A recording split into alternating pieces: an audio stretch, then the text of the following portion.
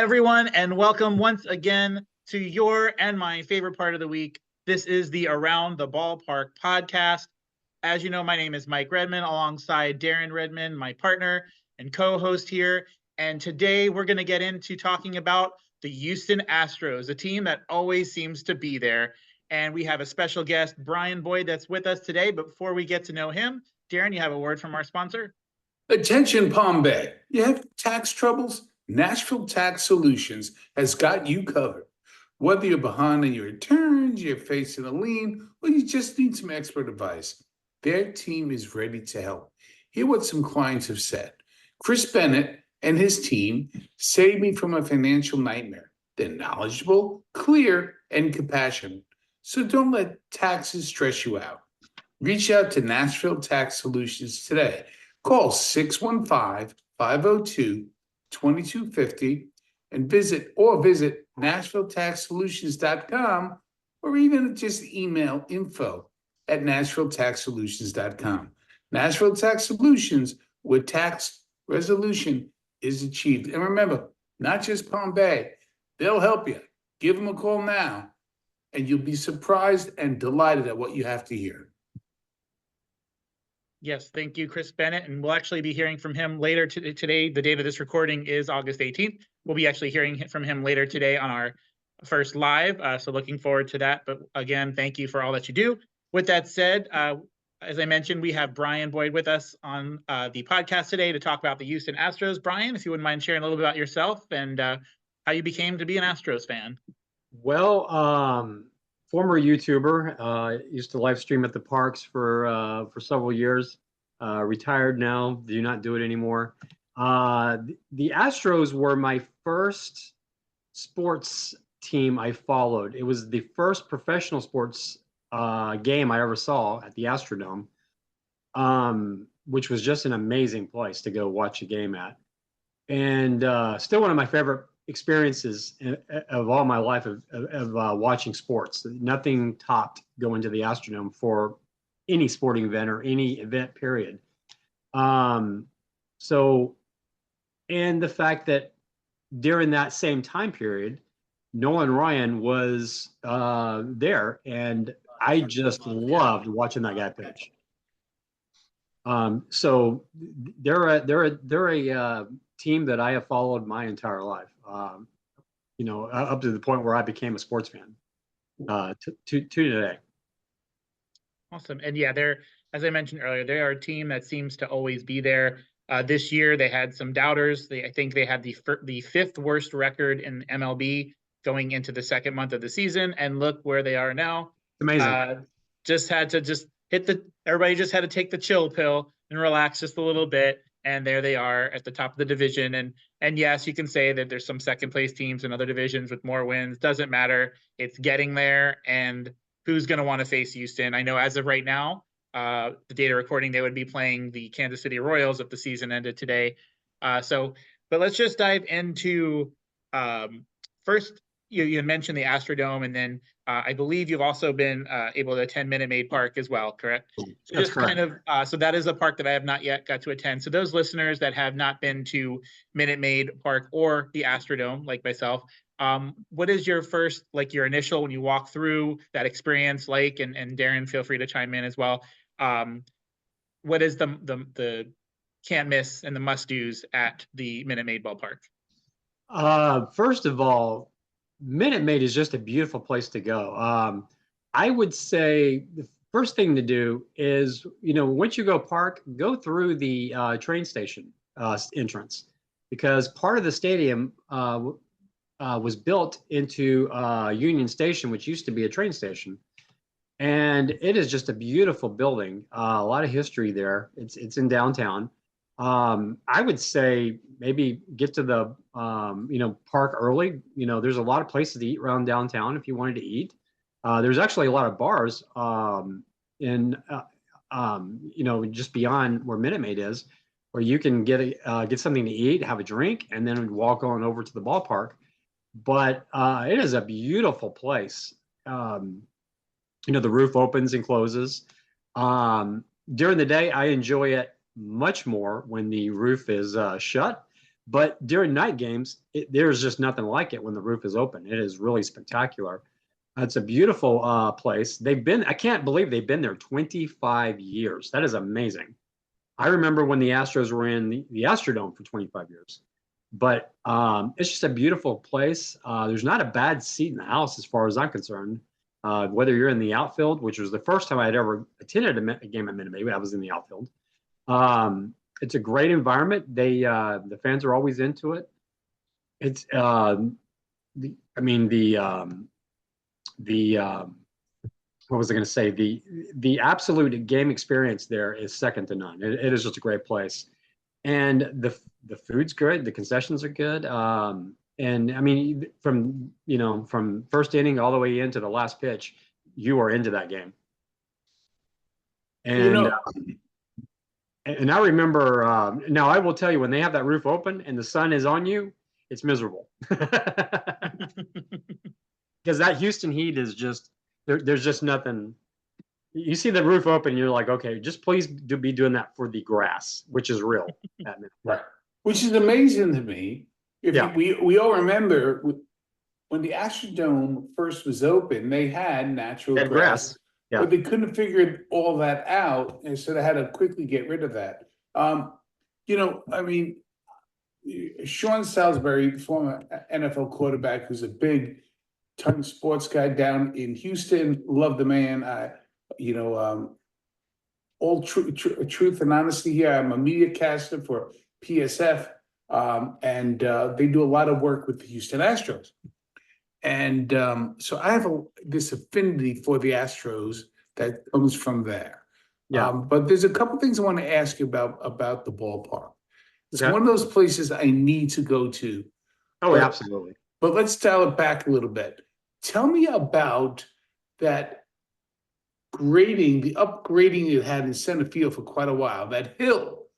What was that like? That thing was crazy with the flagpole. It was just amazing.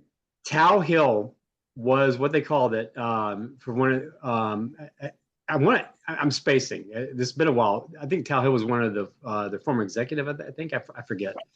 But it was a hill they had on the outfield, and people forget. Not only was it a hill, there was a flagpole on it. That's what I'm saying. And a flagpole there too. And if the players that played for the Astros knew how to, so when there was a fly ball, it presented a lot of challenges. And if you were familiar with it, I would say it's baseball's version of the parquet floor in Boston. If you remember that. Sure. Because the Celtics knew how to play on that floor. Mm-hmm. Opposing teams had no idea, and there were gaps that big on the parquet floor back in the day. But if you weren't used to that hill and that flagpole, I saw a lot of games where people came close to running that flagpole. A lot of people fell down on that hill trying to go backwards because they're thinking it's going to be flat and they forget the hill's there. It presented a lot of problems. I know a lot of people in baseball hated that thing. I know a lot of people that couldn't stand it. It is amazing that it was there. It was a great tribute, no doubt about it. But I think the field's better without it. But it was definitely quite the interesting attraction for a major league stadium that no place had. Yeah, it's interesting you mentioned about the parquet floor in Boston. I was Mhm. going to say that hill reminded me of the way that the Red Sox have an advantage with the Green Monster. They know where the dead spots are and all that other stuff. Sure. I mean, it's really a huge advantage. It's a massive advantage. And when they kind of lost that a little bit when they got rid of it, but the park itself is just a beautiful place. I love going there. I didn't like it at first because I was such a fan of the Astrodome. I wish there's a side to me that loves Minute Maid, and then there's a side to me that was like, why couldn't we have found a way to update the Astrodome and make it?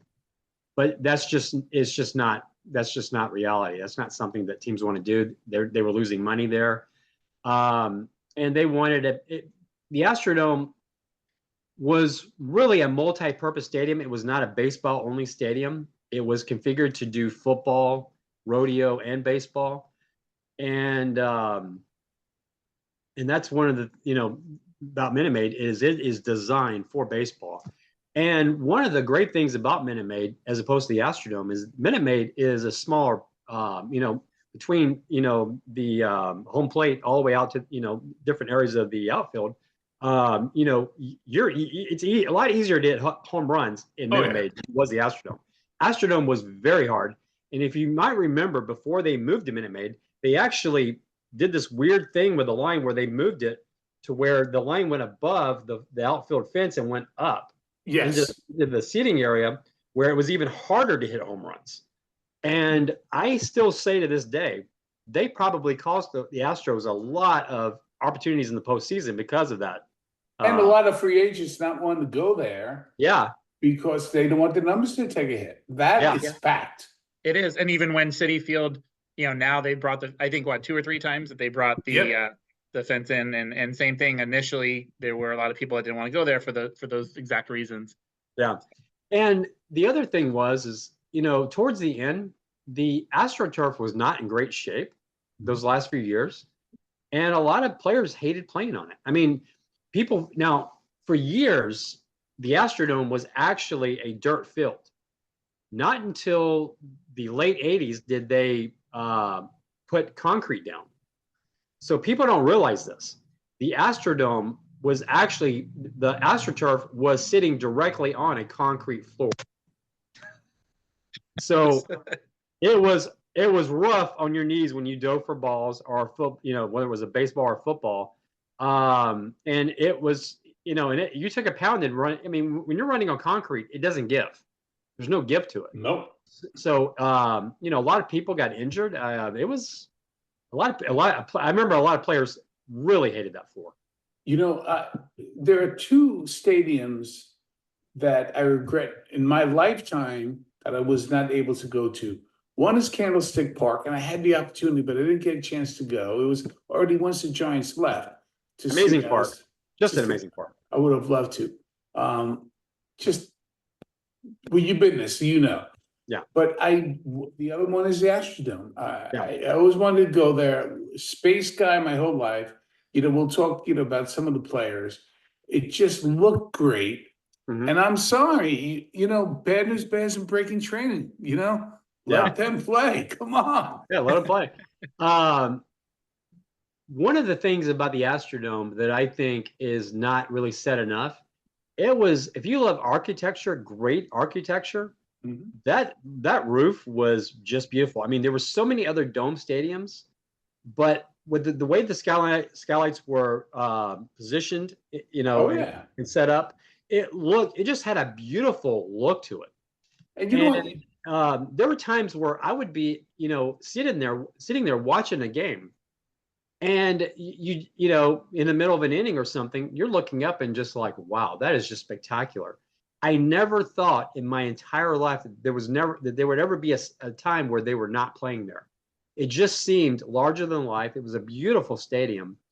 I will say that once they took down the famous scoreboard, yes, it lost its personality. It was not that. It was technically, well, not technically. It was a boring place to watch a baseball game once that scoreboard was gone. Oh, that scoreboard was everything. But I know we got to move forward. But one thing that people should remember, and you touched upon it, Brian, and thank you for doing that.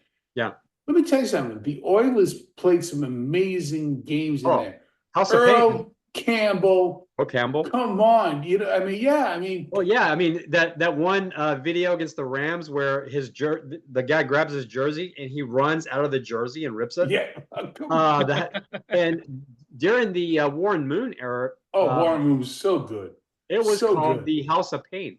Yeah. Because that defense would just. Jerry Glavin's team. Yes. Yeah, Jerry Glanville's teams. They were never good at getting out of the second round of the playoffs. No. Although no Houston team has been, as far as football goes. But let me tell you something. That Earl Campbell team that should have won Super Bowls. Yeah. Unfortunate things. They're the Steelers. Yeah.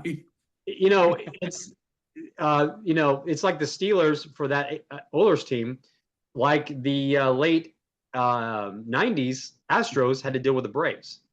Correct. Yeah, Great correct. point. Yep. Great point. Good point. Same deal. They were just in a bad era where there was just a better team. And there are a few teams in NFL history that were better than the 70 Steelers. I mean, what was it? 5 NFL titles? No, it was 4 NFL titles. Four Super Bowls in 6 4 Super years. Bowl wins, I don't think that'll ever be done again. No. Although back to Candlestick, I don't think about Candlestick. When I think about Candlestick, I think about Joe Montana. True. I don't even think baseball. Because it was, although it was an ugly field for football, but Joe Montana made that stadium. Oh yeah. Oh yeah. What a great quarterback he was. But I loved the Astrodome, and it just kills me that the state that it's in. It's still there. People ask, why is it still there? Because people like me love it and don't want to tear it down. I'm glad it is. Yeah, and I hope they find something to do with it. The problem is that the Texans and the rodeo will not allow anything to go on there. Yeah, that's unfortunate. Yeah. So, but one of the things that we love to do on this show is to talk about the Mount Rushmore of teams. And so with Houston, it's unique because a lot of times, right, when we talk about this here in 2024, not a lot of the times do we include somebody on the list that is still actively playing. But I think you'd be remiss if you are making a Mount Rushmore to not include someone that's actually currently still on the roster and performing at such a high level. But I'd be interested to go around the room and give me your 4 Mount Rushmore picks off the cuff, who you would put on that list. So I'll start with you, Brian. So when you sent me this talking points, I was like, wow, this is hard, because you start thinking Jimmy Wynn, J.R. Richard, Phil Niekro, Mike Scott, Nolan Ryan, Bagwell, Biggio, Altuve, George Springer. You can go on, and I'm sure Joe Morgan was an Astro. Mm-hmm. People forget about that because he was with Cincinnati. There was some great players that played for that franchise, but it became easier when I started thinking the first 20 years of that franchise, they were terrible. They were not a good franchise. They were barely breaking, I mean, they were struggling. They didn't really become a full national type story or a big deal nationally until they got Nolan Ryan, right? And that was in 1980. Yep. So really, it'd be hard to pick anybody. But past that, you've got Durker, Scott. Larry Durker was great, and he was also the manager. But it became very, very easy when you had to narrow down 4. You've got to put Bagwell and Biggio on that list. And with how great Altuve's been his entire career, the guy is the pure definition of Mighty Mouse. He is a little guy, and he is just a nightmare for other teams to figure out how to pitch with him. And he's a great outfield. I mean, he's a great fielder. So I don't know how you leave him off the team. And he's the only guy in that list that won a World Series. So he's a shoo-in. And then when you think about those Astro teams before that era, you got nobody was better than Nolan Ryan, in my opinion. And he was the reason why I went to a lot of games. He still holds, I think, their all-time strikeout record. He's right up there in wins. Unfortunately, his last few years, he didn't get a lot of run support. He got none. He got none. And that's not talked about a lot, and he was basically run out of town by the owner who wanted to give him a pay cut. And then he went to the Rangers and then did all the amazing things in Dallas, which still eats me up to this day. Yeah, we've talked about this on the show before, how with Nolan Ryan, like, how do you have 2 no-hit? I think 2 of his no-hitters were losses. Like, that's not supposed to happen. Well, I was saying this earlier before we came on. I had watched so many games in person where he was doing no-hitters into like a certain inning. And you're sitting there thinking, oh my God, I could be watching a no-hitter. And somebody would get hit. There were so many more that just ended up being a 4-hitter, a 2-hitter, or a 1-hit shutout or whatever. He had so many games like that we don't even talk about. And a bunch of those I went to thinking, oh my God, I could be watching a no-hitter. anytime that guy pitched, you never knew when he was going to do that. So he's on there. So to answer your question, Ryan, Altuve, Bagwell, Biggio, they were all great players, but they were also great people. And being in the Houston area for all of their careers, great community people. They love the community, and they were always great for the community. Yes. I like that. Yep.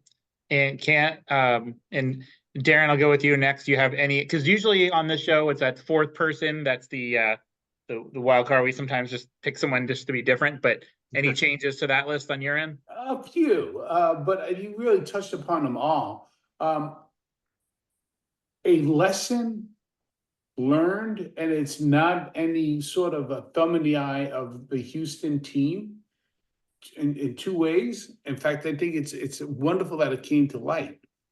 You know, there used to be this whole machismo thing about, if you could limp, you better walk, you better be able to play, or this or that. The first person, I get chills thinking about it, was J.R. Richard. Oh, he was an amazing, he was a unicorn.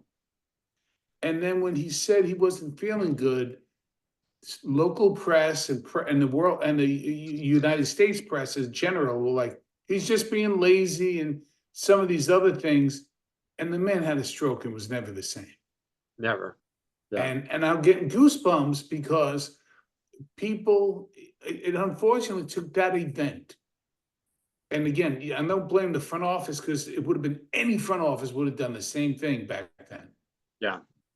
And to say, wait a minute, sometimes people know their body, and like, let's just take a good look. So I would say him, like I would maybe put, Jimmy Wynn on there, but then I was like, maybe not.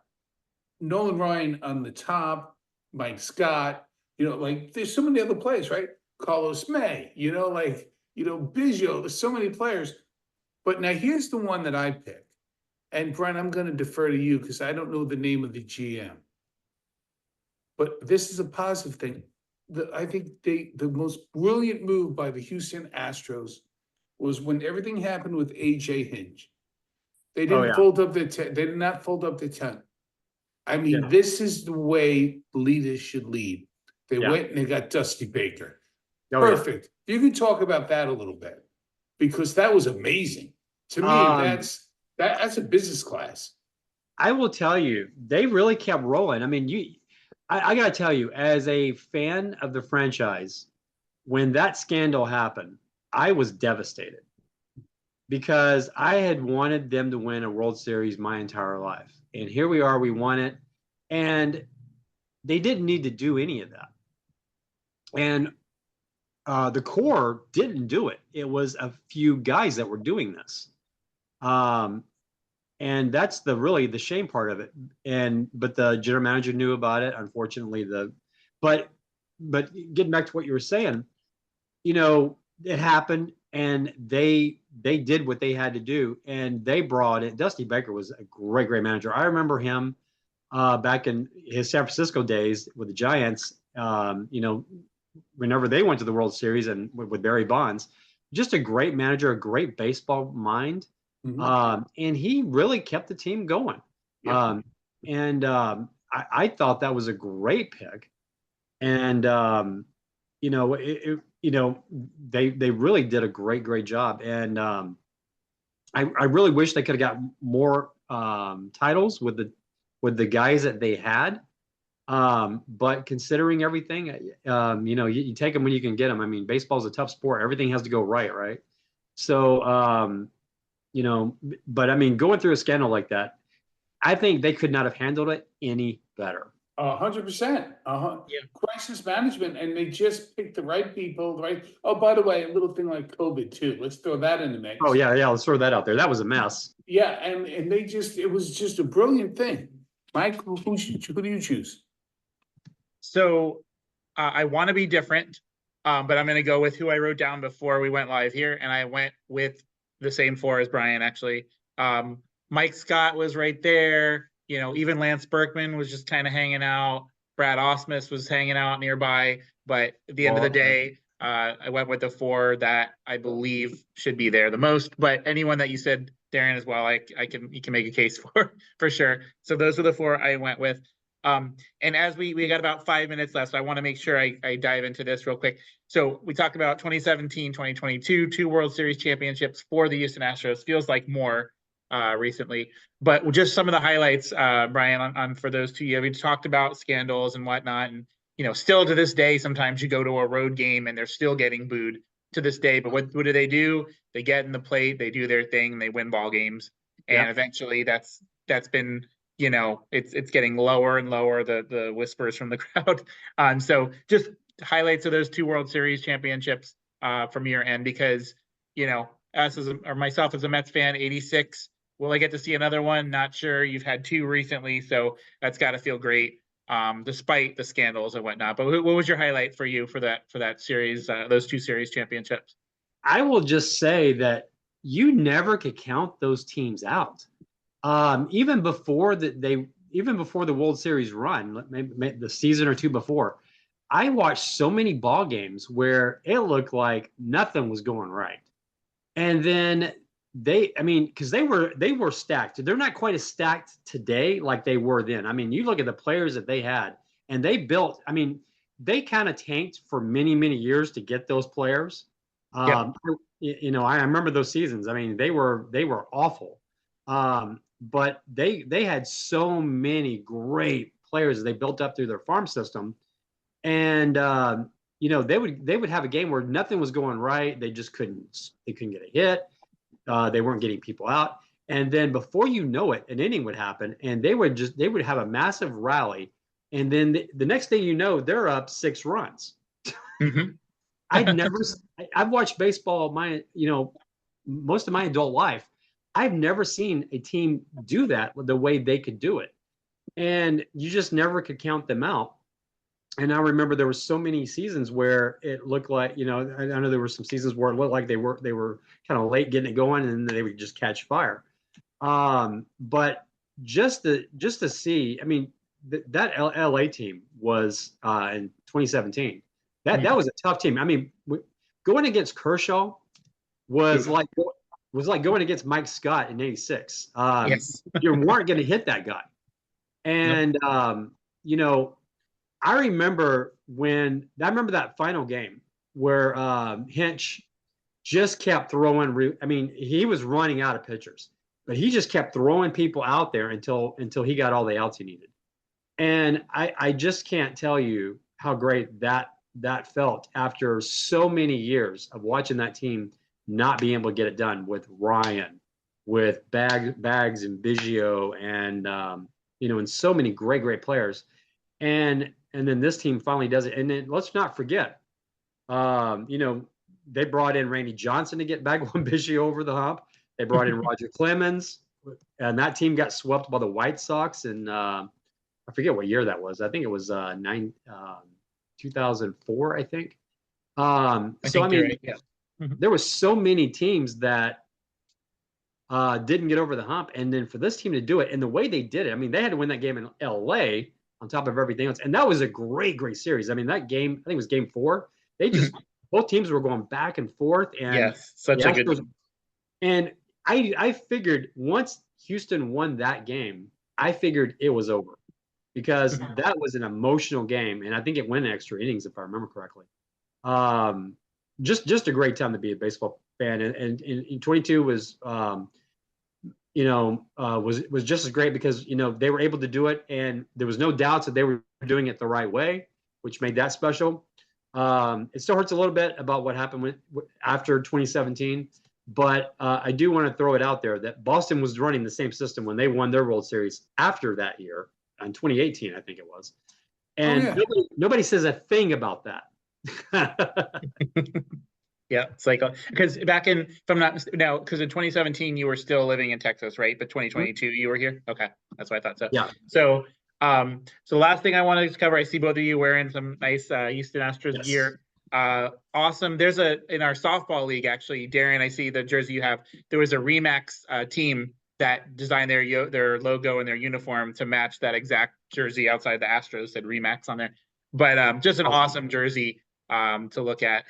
But so as we close the 2024 Houston Astros, right now they're sitting division leaders. Just final thoughts, Darren and Brian. Where do we see this team at the end of 2024? How far will they go? I personally don't know if they're going to win the World Series, but they've got a good shot. I mean, if you were to look at it, like you guys were saying earlier, if you would have looked at them early in the year, you would have been like, no way. But they've made some good moves. I mean, they've, you got Bergman and Alvarez having great years. Although Bergman's a little banged up, you've got Altuve still doing the things that he does.